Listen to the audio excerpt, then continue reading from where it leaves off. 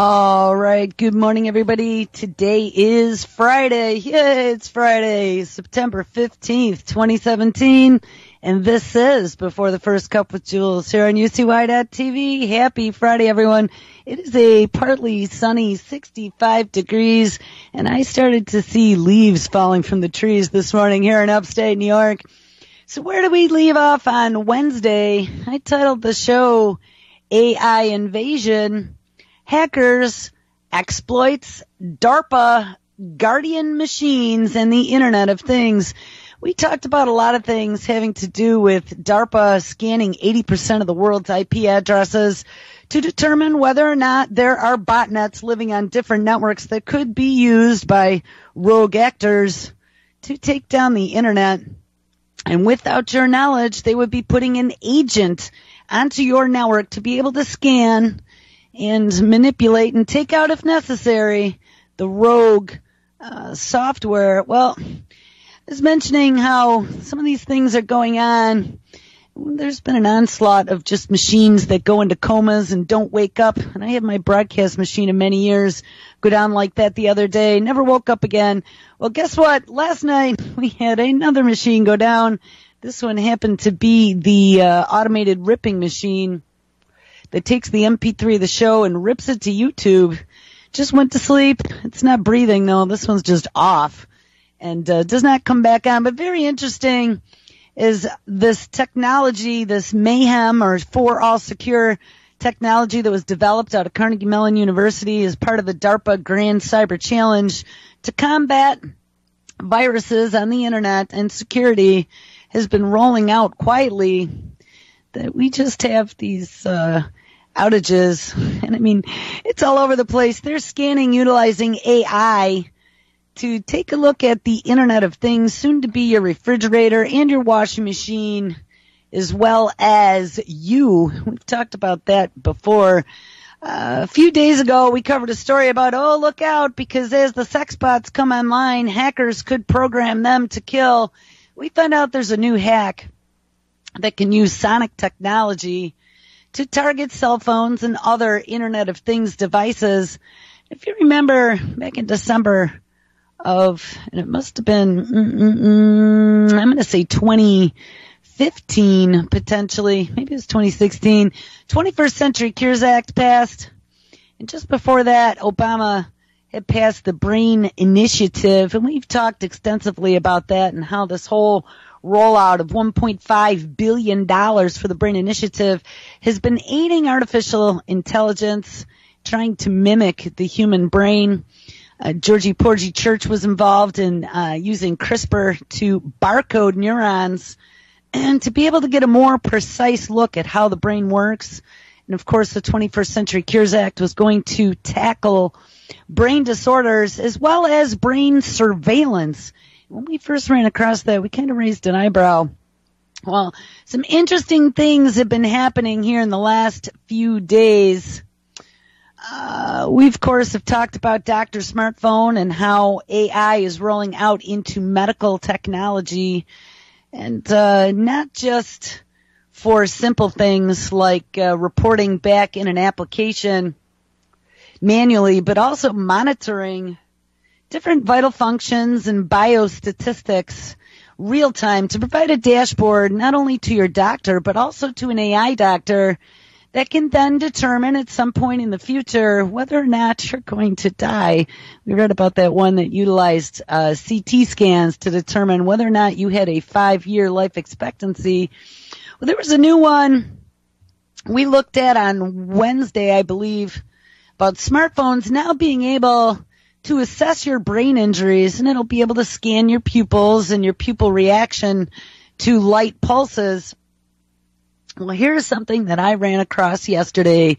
Brain meets Internet of Things. Now, we've talked about Elon Musk and his neural lace project that he's working on now. If you can't beat him, join him. That's kind of what his mantra has been as artificial intelligence comes into play in our everyday lives.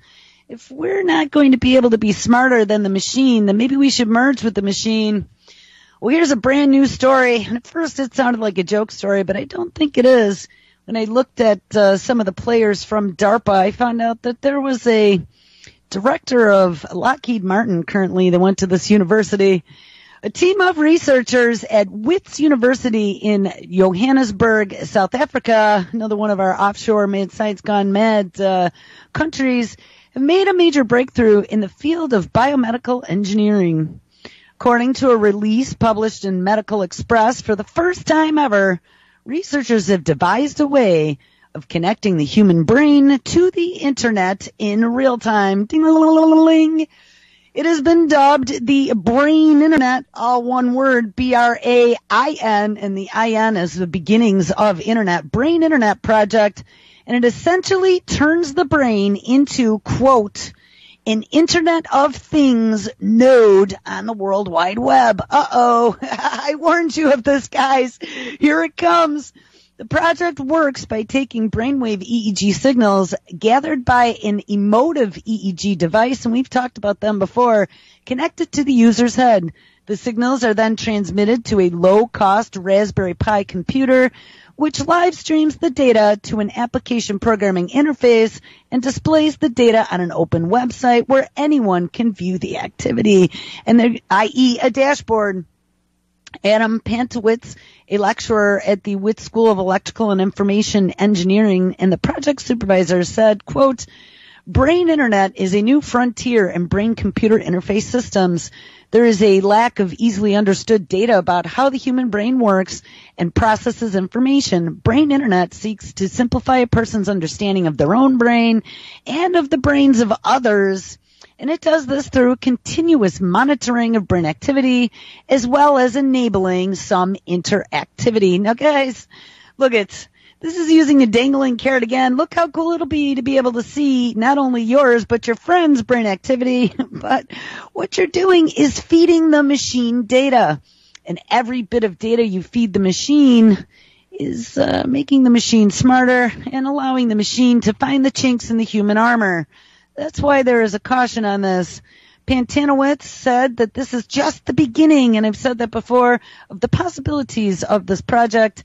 And he adds that the team is now aiming to allow for a more interactive experience between the user and their brain.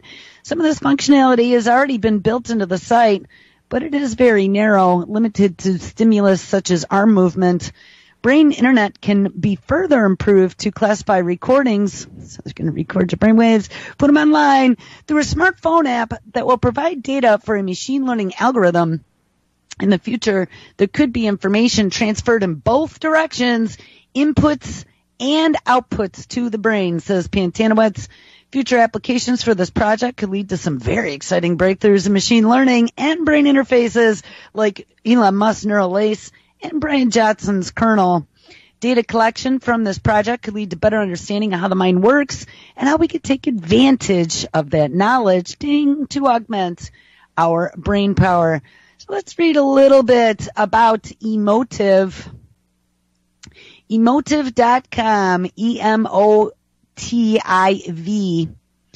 This is whole brain sensing. The brain is a very complex system, and the frontal cortex, the region where most of your conscious thought and decisions are made, conducts much less than a tenth of our total brain activity. Planning, modeling of your surroundings, and interpretation of sensory inputs up to including your perception of reality, memory processing and storage, and the basic drivers of your moods and emotions occur in many functional regions distributed throughout the brain, including the visual cortex at the rear, the temporal cortex at the sides, the parietal cortex behind the crown of your head, and the limbic system deep inside the brain. The limbic system controls your basic moods and emotions, your fight or flight response, your deeper long-term memories, encoding as well as your control of basic bodily functions such as breathing and heartbeat. Most of these deeper functions interact intimately with different parts of your cortex. However, the interaction is quite complex and distributed, and in order to map the true activity of the brain, it is very important to measure signals from many different cortical structures located around the brain's surface. It is not possible to map these signals purely from the frontal or the temporal regions, and determination of the user's complete mental state is very poorly approximated unless the signals from the rear of the brain are also considered. Ding, ding, ding. Remember the 21st Century Cures Act mental health surveillance system they had talked about? Well, I think this is part of the rollout. And of course, these are going to be low cost and widely available out of South Africa or wherever the hell. Actually, this Emotiv, I read they also have offices in Ho Chi Minh, China, which made me raise an eyebrow. Our devices have been developed for research and development applications, and we have maintained an uncompromising approach to the design and development of our mobile EEG systems. We believe that spatial resolution, detecting activity across main cortices of the brain, is crucial to obtaining high-quality data. The wealth of data we have accumulated and analyzed in our detection algorithms, we believe, are second to none. Our sensor tip materials are safe, easy and comfortable for the user for extended periods of time, and all removable parts are replaceable, providing longevity and performance. Our technology is backed and trusted by the scientific, academic, engineering, and media communities and has been validated via scores of independent research papers. Video capture of our 3D brain visualizer application shows activity over the entire brain and across 4 major frequencies, ding ding, of delta, theta, alpha, and beta, and using our 5-channel mobile EEG headset, the Emotiv Insight. Now, remember, guys, when we looked at frequencies and some of these new technologies that the alphabet agencies are working on, this is beyond frightening. Emotiv offers 3 different kinds of detection algorithms, all of them built on extensive scientific studies to develop accurate machine learning algorithms and to classify and grade the intensity of different conditions. Now think about this. Think about the DARPA Grand Spectrum Collaboration Challenge, where they are looking at companies to provide an artificial intelligence that'll be able to, on the fly, splice and dice radio frequency to be able to beam out whatever they want, anywhere they want, on the fly. Think about that, and then being able to monitor what type of effects that might have real time on the brains that are out there as part of the Internet of Things. We can detect facial expressions, and that would be the muscle artifacts, which are commonly get rejected in laboratory EEG studies, are diverted and classified to map the activation in different muscle groups and eye movement events. Our universal detections can be fine-tuned to each individual to indicate 12 different facial expressions or events. Individuals with partial paralysis, of course, it's all in the name of curing you or keeping you safe, or unusual musculature, can custom train the activations, and these events can be used to animate an avatar, detect specific responses, and they may even be tasked to execute commands. Ding, ding, ding, ding, ding. Performance metrics. Emotiv currently measures 6 different emotional and subconscious dimensions in real time. 1 is excitement or arousal. 2 is interest or valence. 3 is stress or frustration. 4, engagement or boredom, attention and focus. And remember, we read about Disney now using AI to monitor the audience. And a lot of the facial recognition technologies and being able to detect micro expressions, attention, focus, meditation, and relaxation. And we continue to improve and refine our performance metrics algorithms as well as build new detections. These detections were developed based on rigorous experimental studies involving at least 20 to 30 volunteers for each state, where subjects were taken through experiences to elicit different levels of desired state. They were then wired up with many additional biometric measures such as heart rate, respiration, blood pressure, blood volume flow, skin impedance, and eye tracking, as well as observed and recorded by a trained psychologist and also self-reported. Emotiv performance metrics have been validated in many independent peer-reviewed studies. You know, as I'm reading this, I'm starting to get flashbacks back to Clockwork Orange. Do you remember that? When they had him in front of the movie and they were showing him ultraviolence and they had his eyes propped open and they were like watching all of his reactions. This is really beyond horrifying. Guys, this is what the 21st century is going to buy us with the Internet of Things and 5 and coming 6G. And I do have a story about that here somewhere with Qualcomm. So we're going to continue on. So there was another story that came out of Wired.com. I think this was yesterday, 9/13, 2 days ago. Brain-machine interfaces aren't science fiction anymore. Thomas Reardon puts a terry cloth stretch band with microchips and electrodes woven into the fabric, a steampunk version of jewelry, onto each of his forearms. He says the demo is a mindfuck who prefers to be called by his surname only, and that is Reardon. He sits down at a computer keyboard, fires up his monitor, and begins typing, and after a few lines of text, he pushes the keyboard away, exposing the white surface of a conference table in his Midtown Manhattan headquarters of a startup. He resumes typing, but only this time, typing on nothing, just a flat tabletop.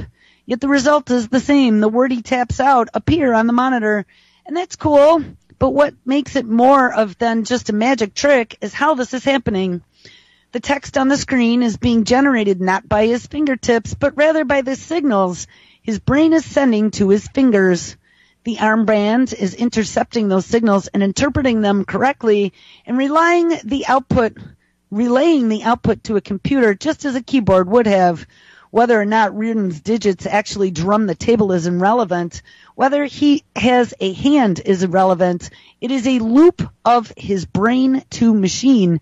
What is more, Reardon and his colleagues have found that the machine can pick up more subtle signals, like the twitches of a finger, rather than mimicking actual typing. You could be blasting 100 words a minute on your smartphone with your hands in your pockets. And in fact, just before Reardon did his mindfuck demo, I watched his iPhone, and his co-founder, Patrick Keefush, played a game of asteroids. He had one of those weird armbands sitting between his wrist and his elbows. And on the screen, you could see asteroids as played by a decent gamer, with tiny spaceships deftly avoiding big rocks and spinning around to blast them with little pixels. But the motions of Keefush was making to control the game were barely perceptible. Little palpitations of his fingers by his palm lay flat against the tabletop, and it seemed like he was playing the video game only with mind control, and he kind of was. In 2017, it has been the coming out year for brain-machine interfaces, a technology that attempts to channel the mysterious content of the 2.5-pound glop inside your skull to the machine, and they are increasingly central to our existence. Ding, ding, ding. The idea has been popped out of science fiction into the venture capitalist circles faster than the speed of a signal moving through a neuron. Ding, ding, ding. Facebook, Elon Musk, and remember, Facebook is Regina Duggan working at Building 8. Elon Musk and other richly funded contenders, such as Braintree's founder, Brian Johnson, have talked seriously about silicon implants that would not only merge us with computers, but that would also supercharge our intelligence. But Control-Labs, which comes with both tech and bona fides and an all-star neuroscience advisory board. Remember, I don't remember his name now. The former director of the National Institute of Mental Health, Tommy Insel, went over to Google. It bypasses the incredibly complicated tangle of connections inside of the cranium and dispenses with the necessity of breaking the skin or skull to insert a chip, which was actually a big task for brain-machine interface. Instead, the company is concentrating on the rich set of signals controlling the movement that travel through the spinal column, which is the nervous system's low-hanging fruit. Reardon and his colleagues at Control-Labs are using these signals as a powerful API between all of our machines and the brain itself. And by next year, they want to slim down the clunky armband prototype into a sleeker watch strap style so that a slew of early adopters can dispense with their keyboards and the tiny buttons of their smartphone screens and put them on their wrists. And remember, they've already been grooming you with that, with those stepper and fitness bands that people have been wearing. The technology also has the potential to vastly improve the virtual reality experience, ding ding, which currently alienates new users by asking them to hit buttons on a controller that they can't see. And there might be no better way to move around and manipulate in an alternative world than with a system controlled by your brain. This is going to be the dangling carrot to suck you right into the machine. Reardon's Control-Labs 47-year-old CEO believes that the immediate practicality of this company's version of the BMI puts it a step ahead of its sci-fi flavored competitors, When I see these announcements about brain scanning techniques and the obsession with the disembodied head-in-a-jar approach to neuroscience, we've talked about that from Futurama.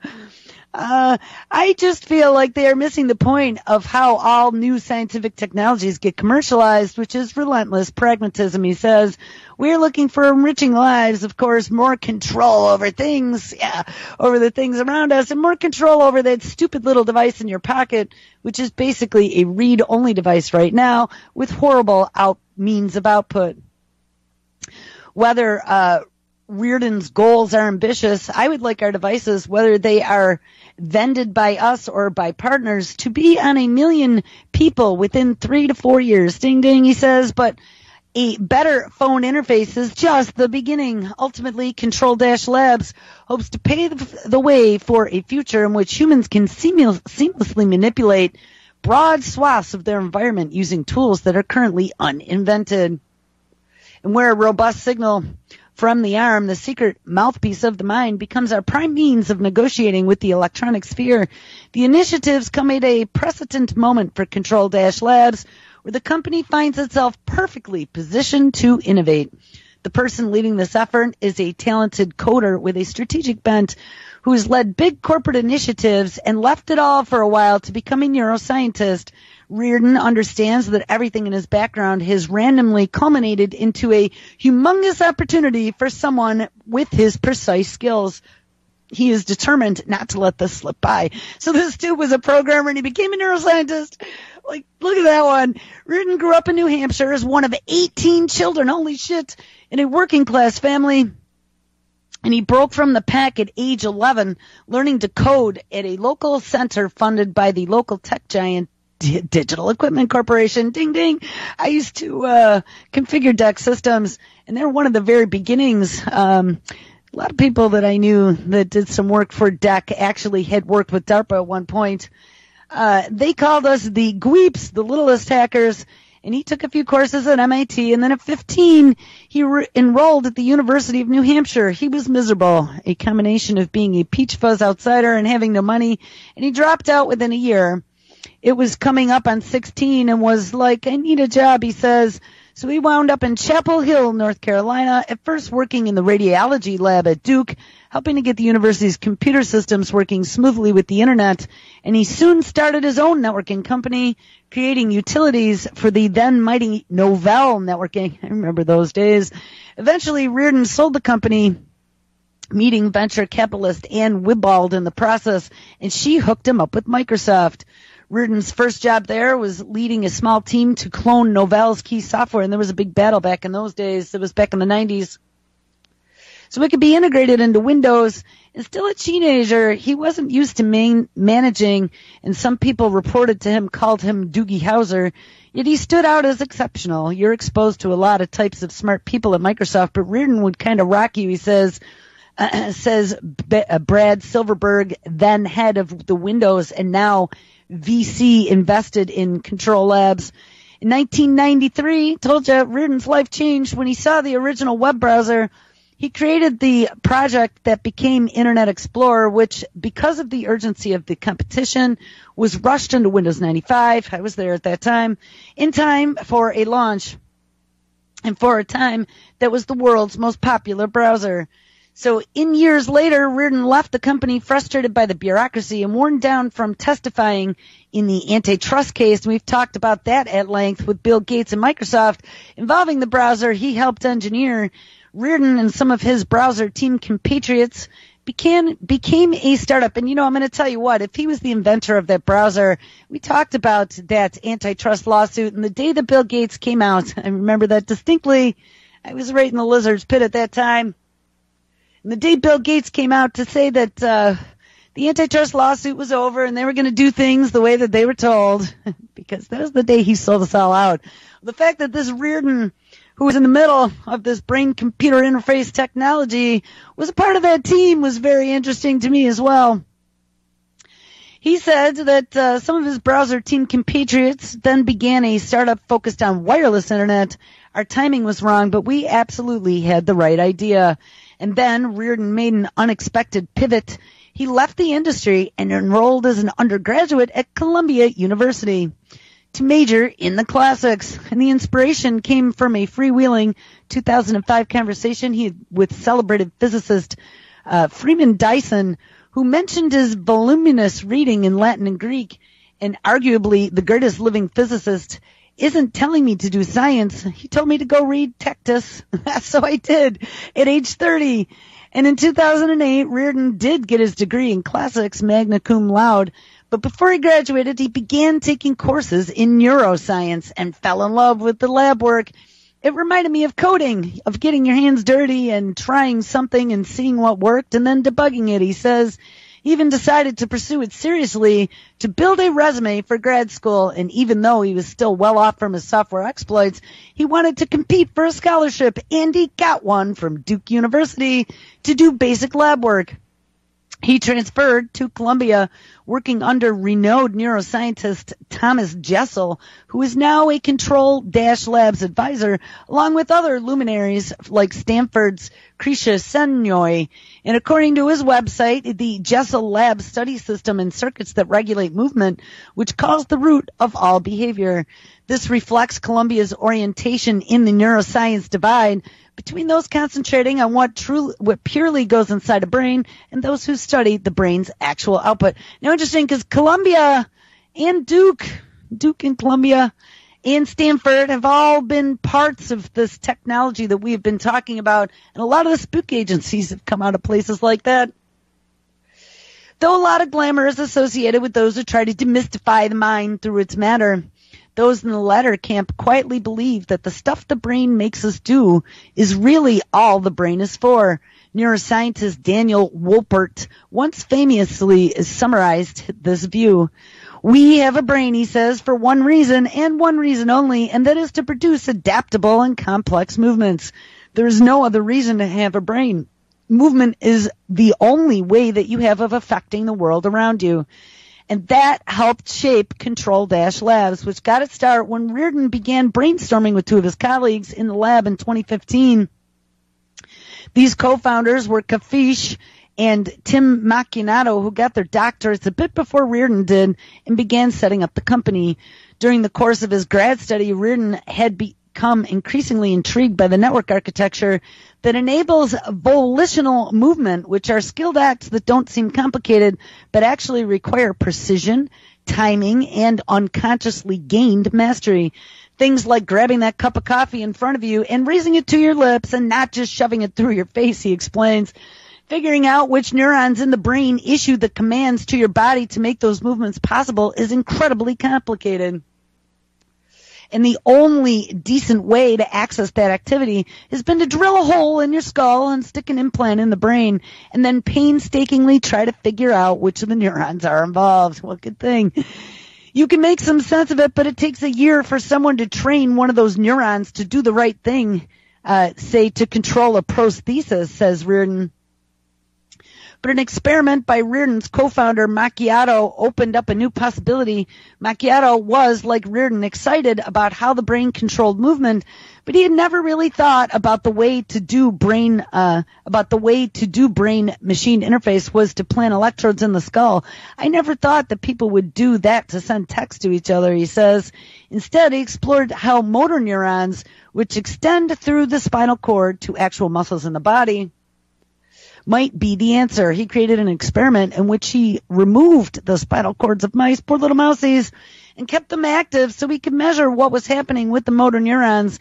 And it turned out that the signals were remarkably organized and coherent. You could understand what their activity was, he says, and the two young neuroscientists and the older coder turned neuroscientist saw the possibility of a different way of doing brain-machine interfaces.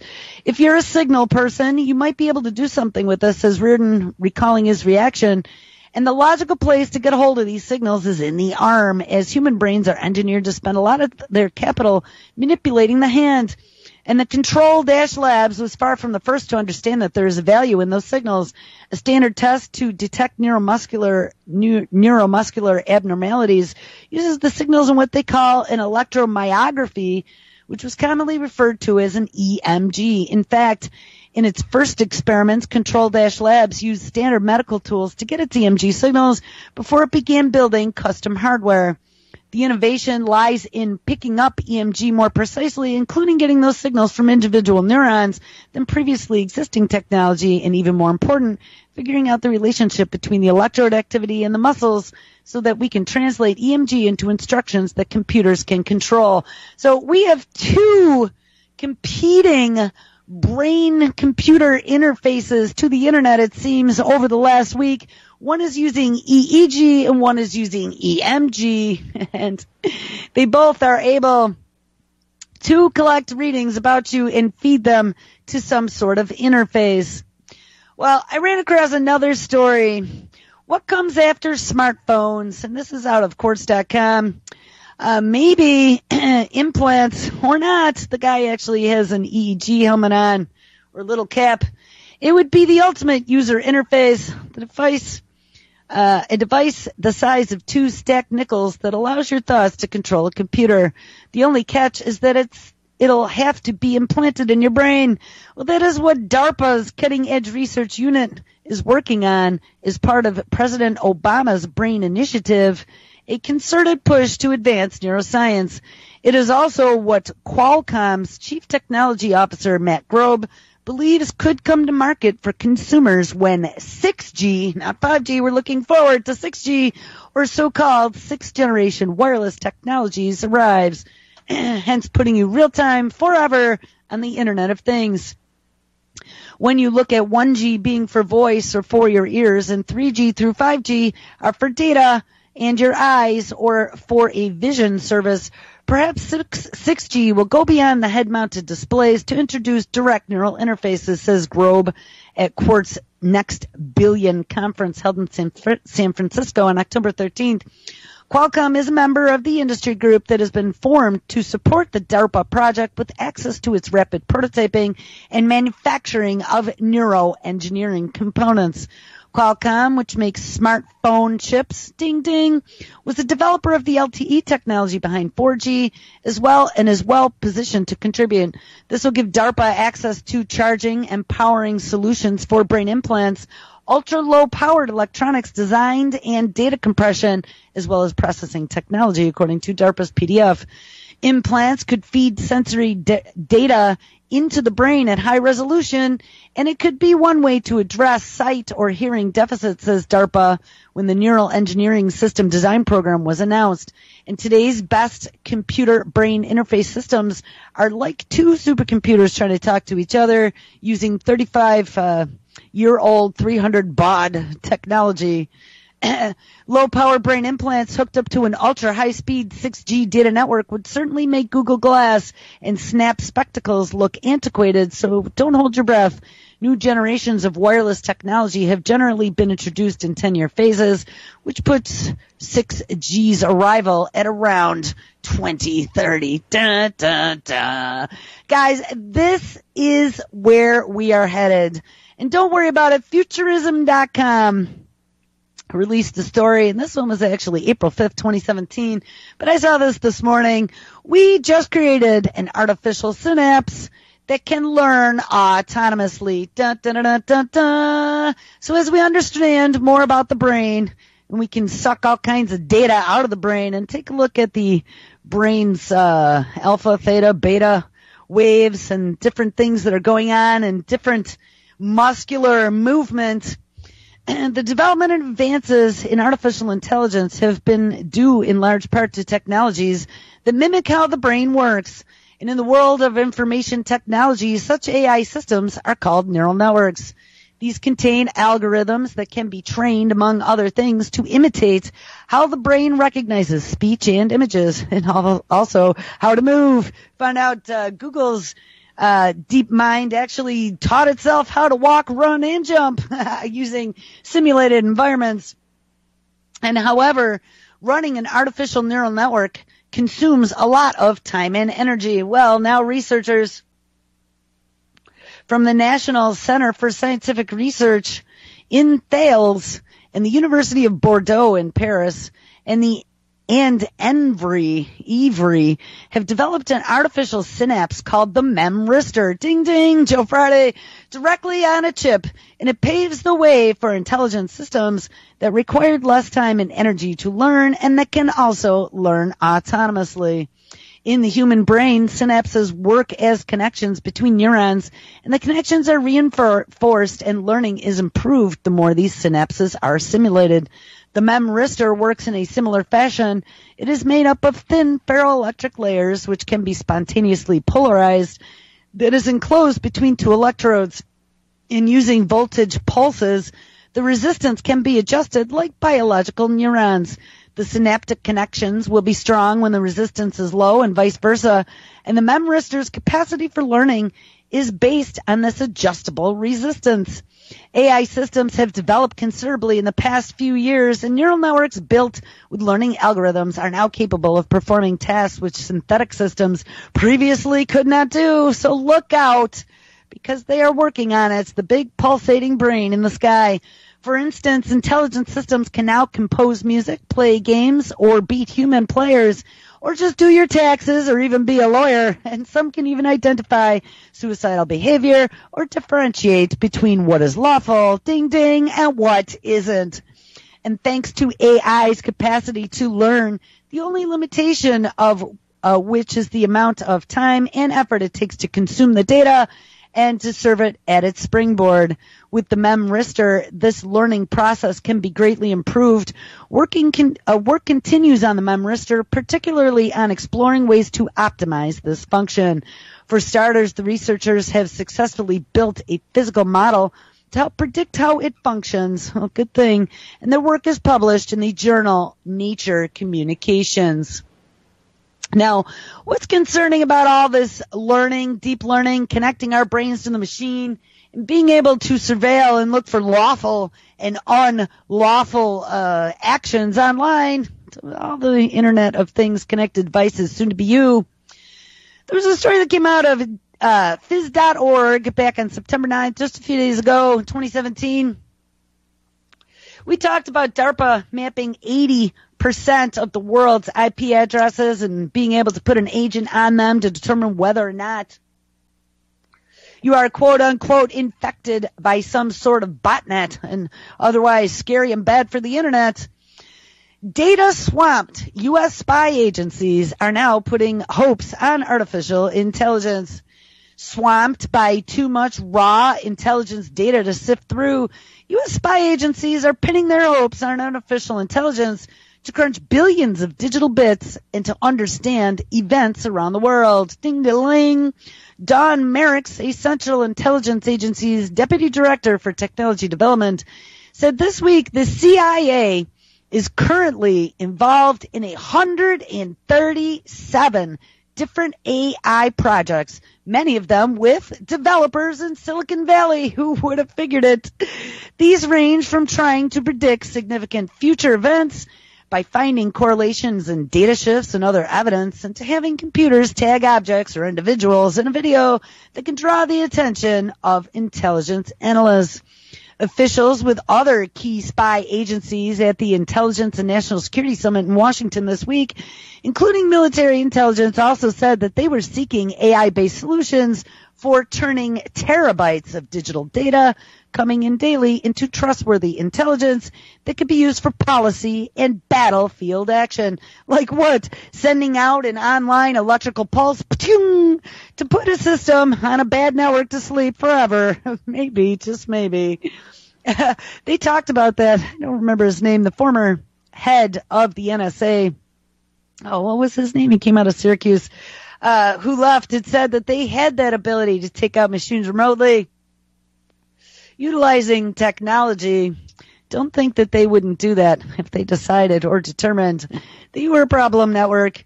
But anyway, AI has widespread functions from battlefield weapons to potential to help quickly rebuild computer systems and programs brought down by hacking attacks, is one official described. But a major focus is finding useful patterns in valuable sources like social media.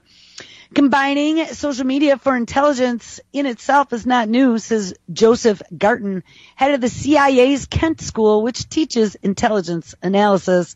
And what is new is the volume and the velocity of collecting social media data, he says.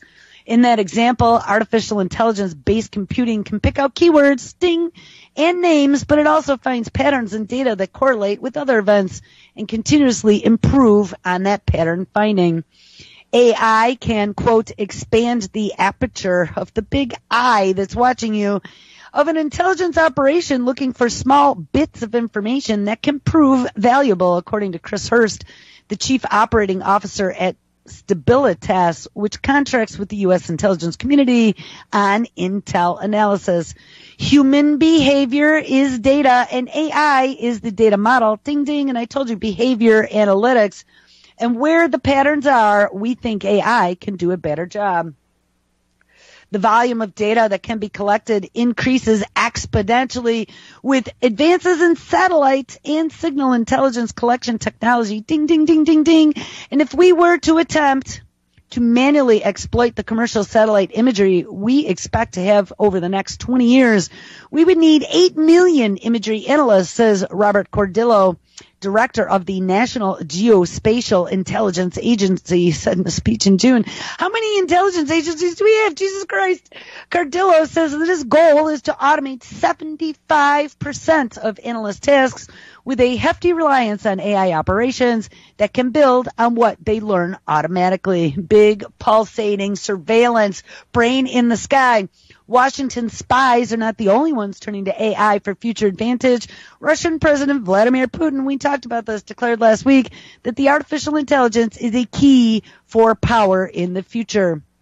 Whoever becomes the leader in this sphere will become the leader of the world, he says. The challenge, U.S. officials say, is gaining trust from consumers. Ding, ding, ding. That is the whole oxytocin project by DARPA for their intelligence product, like policymakers, White House, and top generals, to trust the reports that have significant AI components.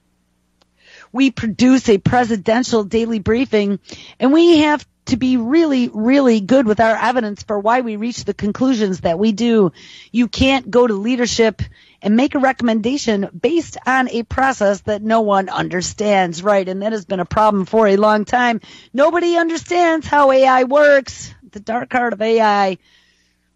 Well, not only is Georgie Porgy Church and some of his affiliations with the Weiss Institute finding ways to use CRISPR to barcode neurons, but the Weiss Institute is also leading an IARPA-funded brain mapping consortium, and IARPA is the Intelligence Advanced Research Project Agency, which is the intelligence agency's DARPA.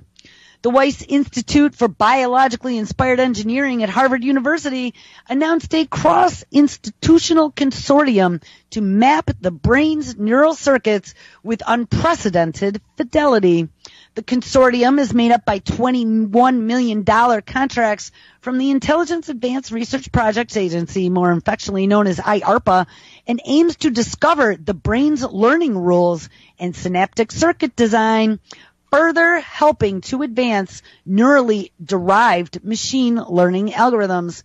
The consortium will leverage the Weiss Institute's FISSEQ, the fluorescent in situ sequencing method, to push forward neuronal connectomics, which is the science of identifying the neuronal cells that work together to put about specific brain functions.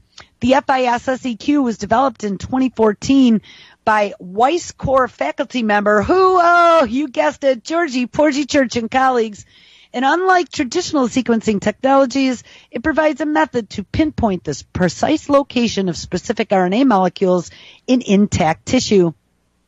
The consortium will harness this FISSEQ capability to accurately trace the complete set of neuronal cells and their connecting processes in the intact brain tissue over long distances, ding, ding, ding, which is currently difficult to do with other methods.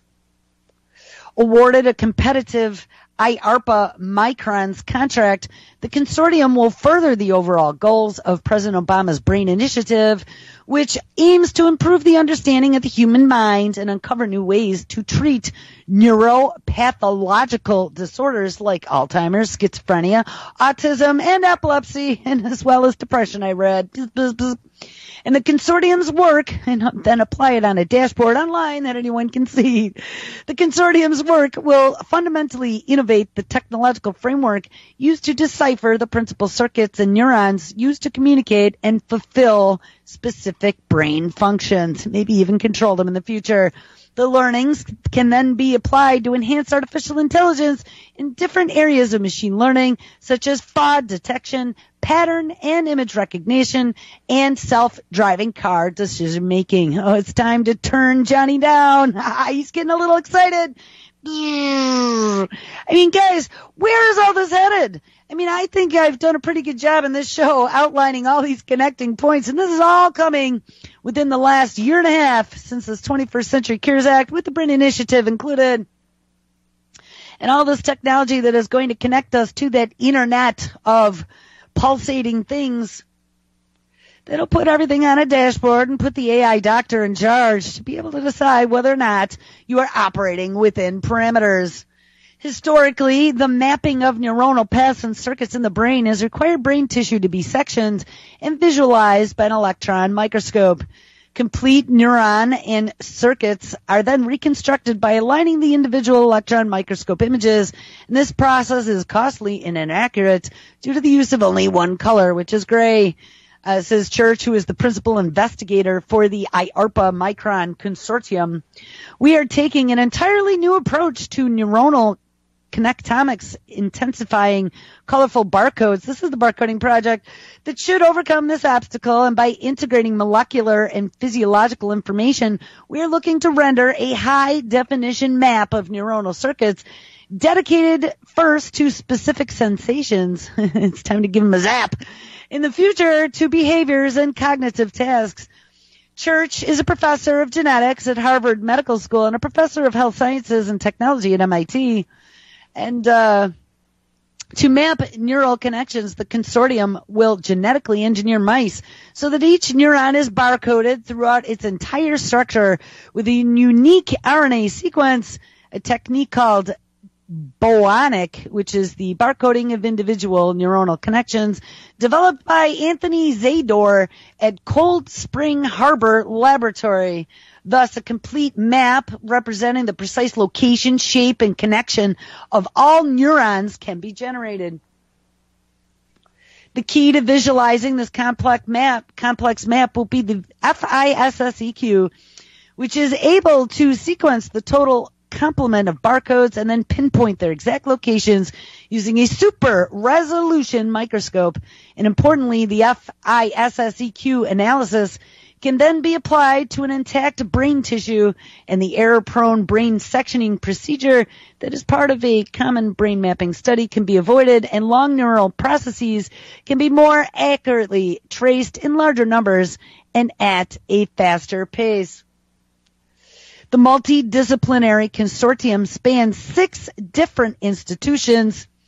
So let's see who's involved. In addition to Church and the Weiss Institute's efforts will be Samuel Inverso, PhD, who is staff software engineer and co-investigator for the project. Complementing the Weiss teams are also co-principal investigator Anthony Zador, Alexei Kalukev, PhD, and Jay Lee, PhD at Cold Spring Harbor University.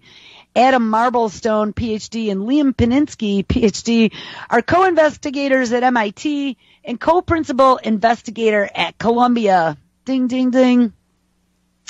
The Harvard-led consortium is partnering with another Micron's team led by Tang Sing Lee, a PhD at Carnegie Mellon, who would have guessed it, as principal investigator under a separate multi-million-dollar contract with Sandra Kuhlman, PhD of Carnegie Mellon, and Andrew Ewell of Johns Hopkins University, who also has the biggest brain database, and co-principal investigator to develop computational models of neural circuits and a new generation of machine learning algorithms by studying behaviors of large populations of neurons and behaving animals, not misbehaving animals, as well as the circuitry of these neurons revealed by the innovative methods developed by this consortium. Oh my God, this is very exciting to see how technology developed at the Weiss Institute is now being instrumental in showing how specific brain functions are wired into the neuronal architecture. The methodology implemented by this research can change the trajectory of brain mapping worldwide, says Weiss Institute founding director Donald Ingerber, MD and PhD, who is also the Judah Folkman Professor of Vascular Biology at Harvard Medical School and the Vascular Biology Program at Boston Children's Hospital, as well as Professor of Bioengineering at the Harvard John A. Paulson School of Engineering and Applied Sciences. So there you have it. There are some big names and big institutions who are behind some of these mapping technologies that are being rolled out to do things such as controlling asteroids or controlling your keyboard to be able to type things without any effort at all. How nuts is that?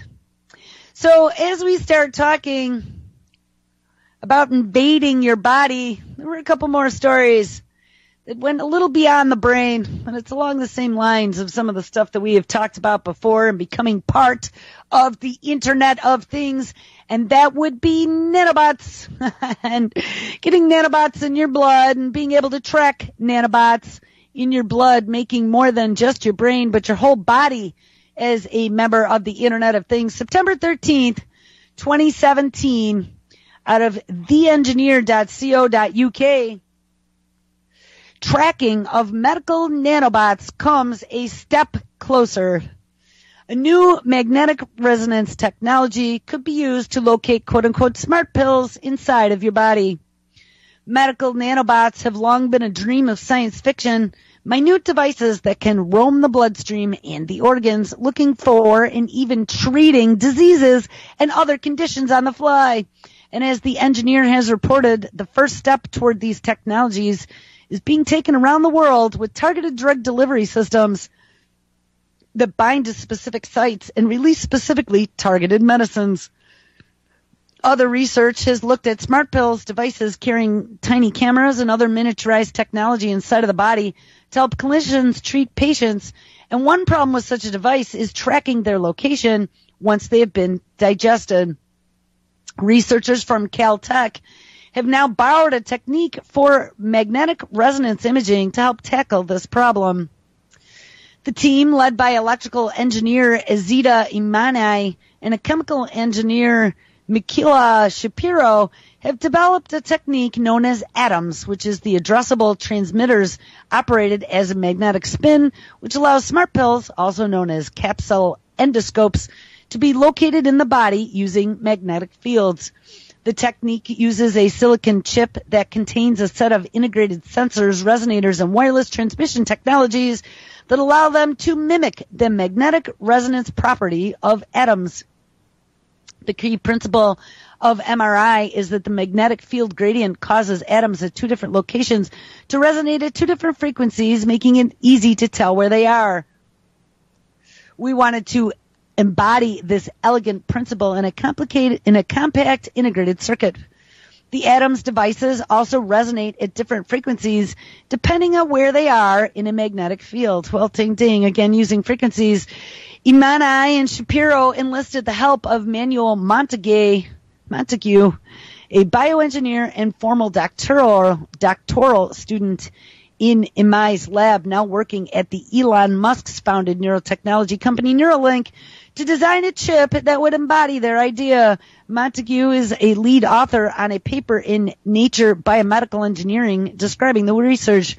The chip Montague designed has a surface area of 1.4 millimeters and contains a magnetic field sensor, integrated antenna, a wireless powering device, and a circuit that adjusts its radio frequency based on a magnetic field strength that the sensor detects to wirelessly relay the chip's location.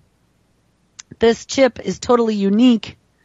There are no other chips that operate on these principles, said Montague, and integrating all of the components together in a very small device while keeping the power low was a big task. The paper describes how successful tests on this device worked inside of mice. The researchers stress that this device is only preliminary, so don't worry about it yet. Shapiro envisages further steps that would incorporate sensors into small pills that could detect pH, temperature, pressure, and blood sugar concentrations and relay those to doctors, ding, ding, ding, or use them to trigger and control the release of drugs. You could have a dozen microscale devices traveling around inside your body, taking measurements and intervening in disease, he says. And these devices can all be identical, but the Adams devices would allow you to know where they are, and they can all talk at once. I'm referring back to the science fiction in the 1960s called Fantastic Voyage, when miniaturized submarines were used to find and dissolve life-threatening blood clots. Shapiro added that instead of sending a single submarine, you could send an entire flotilla. Oh, no. In your blood. But for now, the team has a more modest target in sight. The next goal is a device that you can not only detect, but that can simultaneously relay and sense body states. We want to build a device that can go through your gastrointestinal tract and not only tell us where it is, but to communicate information about various parts of the body and how they are doing. So chew on that one. Because they are working on that fast and furious. We had Kurzweil talk about that a long time ago, and there's been a lot of funding that has gone into things of that nature. And as we are reaching the very end of the show here, there is one other story that may not come up here as we are going into not responding mode, of course. But make sure everybody sticks around, because remember, it's Friday, and I cut manically for the weekend, so you can have all new shows to listen to and all kinds of great stuff that comes up on the weekend. It doesn't look like it's going to let me get it. So maybe I should sing, because I'm not hearing anything. Ghost in the Machine. Well, hold on one second, because if I can get there quick, maybe I can get this very last story about nanobots in your blood. And there were two, which I don't find surprising. And there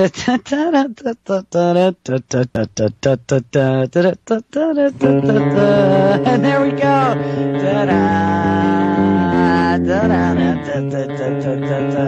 Oh yeah, to treat stomach ulcers, that's the next one. Alright guys, hang on to Friday, and I will catch up with you Monday.